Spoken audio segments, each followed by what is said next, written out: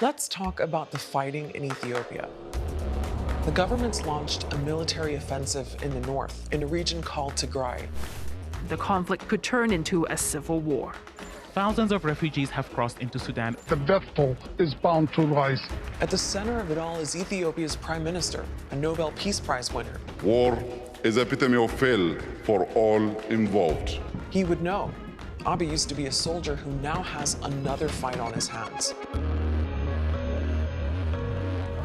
So how did the fighting start? And what is this conflict really about? Ethiopia is a huge country with many ethnic groups and political parties. Governing them has, at times, been difficult for the central government in Addis Ababa.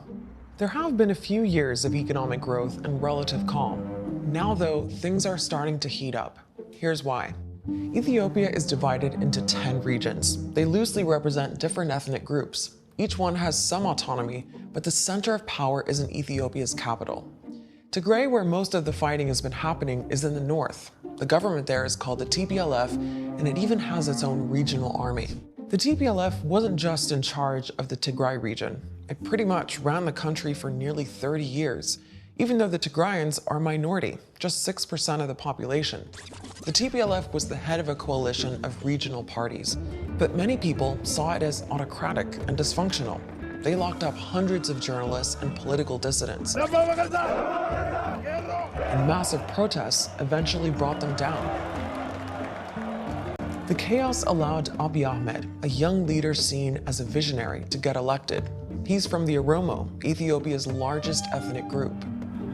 Political prisoners were freed, opposition parties were allowed to operate.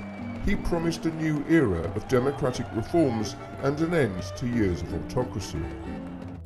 For as long as the TPLF was in power, Ethiopia was involved in a border standoff with Eritrea. So they didn't appreciate Abiy's new friendship with the Eritrean president.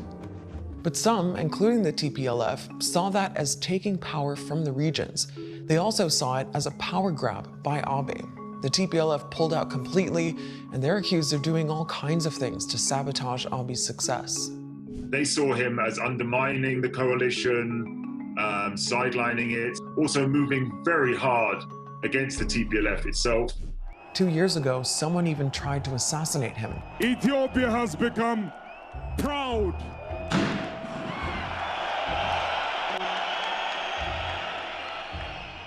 So that brings us to what's happening now. Back in March, Abiy's government postponed elections because of the pandemic. But in September, the TPLF held one anyway.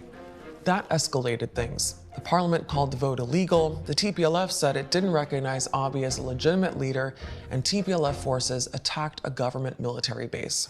So Abiy sent in troops, and it all blew up from there. We know the government is launching airstrikes. The TPLF has launched rocket attacks of its own, even across Tigray's borders. Soldiers on both sides are being killed, civilians too. We're just not sure how many. It's realistic to be talking about hundreds of fatalities already, but it is not clear. Thousands of people have been forced to leave their homes. Many are crossing into Sudan.